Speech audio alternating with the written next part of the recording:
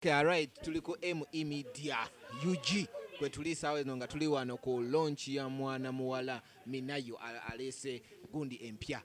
saba okuludde omulangira Ndawusi agenda okubanga akikwatamu akikwasaganya naye ate tamusaba okuludde yekka amusaba okuliddeko n'omwana mulenzi omulala abadde Jinja yasaze bridge najja naye ate alina ebintu byayagala okuggusa afaananamu Megadi afaananamu ku Ziza Bafana naye ate alina byatugamye ku Ziza Bafana njagala tusooka atubulire amanya ge then ate atunyonyole papa yaman amanya gange nze top K yesebo okay akuba mu alphabetical order K ebeera wansi ate kati bw'ogamba nti oli top K anti kati ewaffe fe family yaffe abaana bonna batandika na nnyukuta ya K so kati abaana bonze first born mu maka kitegeeza nti mbeera ku top y'abato bange yensonga lwaki mu K family nze ali ku top yaman over Jinja nviira Jinja era actually nzaalibwa Jinja yaman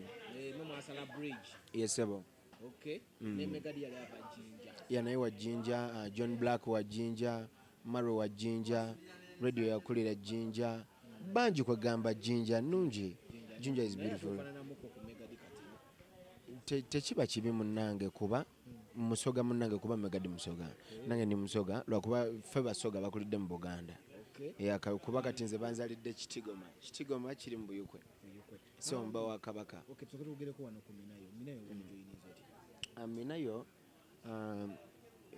yegasse ku team ebadde entwala kati yaman simanyi nnyo kubanga mbadde simanyi nnyo kigenda mu maaso lwansonga nti management yemanyi naye nze bamunyanjulidde as omuntu annegasseeko tutambulire wamu ate mukyala w'amaanyi mukyala mulungi mukyala wa mpisa actually ebbanga linamala nga mpulira Minayo okuva mu buto samuulirako mu ntalo za music era nawe ekyo kimanyi tebannaba kubaako ne kye baŋŋamba n'ekyo n'ekiba kizenga kya Sabulandongo ate tuba tujja gifa okitegeera tulina owulira ebbaala tuba tulina okufubutuka ekintu nekibanga kyekyo Uganda kati ndongo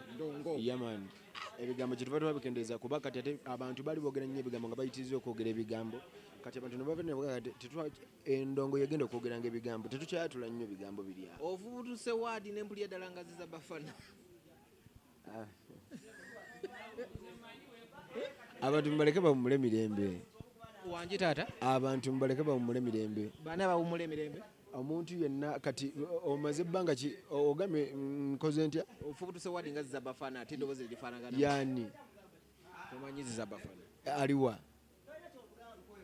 taata oli mukubi waraga ye katonda waraga ewani mu Uganda ewani nze siri mu Uganda nze ndi wano naawe kati waba katonda wa Uganda abeerereyo katonda we atugabire nno atugabire ebirungi kyogaba yagwamu bw'atyo yamanyi simanyi nnyo bimukwatako naye nze kyemmanyi sikyamuwulira nga bwe nali muwulira ate munange amazima gakaawa oluusi sikyamuwulira nga bwe nali muwulira okusinziira ku muntu gwe nali mmanyi kubanga togenze n'ogamba abantu abamu tubaleke bawummule emirembe nga mwogedde nga kuwummula mirembe anti kati ffe twalinga n'enjogera egamba nti omuntu bw'aba akubuzeeko aba afuddemu kwegamba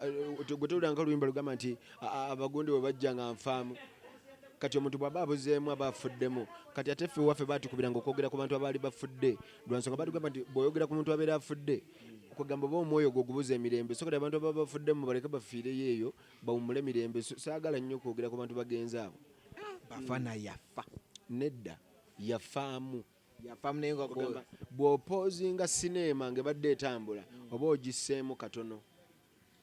okitegedde era endaga gyebeeraga ekifaananyi ku screen ya TV yo si yeemu ne wano ng'etambula so bw'aba apoozinzeemu enziruka gy'abadde addukamu kitegeeza afuddemu katono okitegeera mu lulimi olwangu si kufa nti obulamu bugenze nedda music yaba agenze omala bbanga kinga tomulabe ku telefayina gwe toyagala mazima mbu kati mbu amazima mbu gakawe kuba kati oli biki mbu ra kati mbu tukole tutya kuba kati omusajja namulabye atimbye ekivvulu omwaka guno anti kati ennaku zino tugoberera baliko kati nze mbadde simutaddeeko nnyo birowoozo lwansonga nti mmanyi abaliko omusajja oba alina kye yakkola nga gyoba tomwagala yakuma kolabu ewaani Bafana yakubba nze neyani abaawa munne eh obadde ki kati kankubuuze ffe batuzalidde ku mulembe gwa Museveni kitegeeza Museveni yasooka okufuga Uganda tewaliwo baliwo luberyeberye tebali bakabi naye kati si yakirimu si yakyasinze tutwaliriza mpaka kati kyeggamba kyekyo bw'abanga yaliwo ku mirembe gye abo kati omanye abantu abo tubawanye ekitiibwa kuba abantu abakadde okitegeera abantu betusanzeemu abo mu kintu kino so tetusobola bayisa mu maaso naye mmanya nti regimu ekyuka Mutesi yasooka si yaliko naye nga bonna basigala bakabaka Bafana yakyuka weebalire ddala bonna basigala bakabaka nene balegendi bagabazi kolaba omusabe yokakolaba at least nedda kati mbu tuyimbe ki nyimba mukube ragga oli katonda wa ragga kiki ekipya kyagenda oyimba nze kyesiwuliranko okitegedde tosobola kuddira kati nze nsinga kuba dancehall music naye asinga kuba dancehall music nze bwe mba nakola korabo njagala omuntu ng'ayimba R&B oba ng'alina style endala gy'akola gye sifaananya naye eyo ebeera collaboration entuufu ne bwe mukola content nga y'emu muba temuli professional okitegedde yamani naddala ate nga ng'omuntu eyafaamu mba sisobola kukola ki okitegeera so ebyo ebintu byonna mulina obimanya mu nsi muno waliwo ekijja omulembe gugenda kukyuka nze nkubuulira omulembe gw'endongo mulembe gw'endongo kuba kati omusajja ekyemusinga omumanyako ye ndowooza kati ayimbisa bigambo yafuuka buloga bw'atandika okwogera ebigambo oyinza olowooza nti oba ekivulu kyanca kati ng'ekyo kyongambye sikimanyiiko naye ateeka okuba kyali ku Bafana buloga omukulu bamuyita top k okuva yegase ku minayo naye akugamba Bafana buloga Yaffa takyalina kyatugamba mu ggwanga Uganda mu nsonga za ragga ewange talina kyaŋŋamba kitegedde kubanga byonna ebipya kwegamba takyalina kipya kyaleeta okay tovaako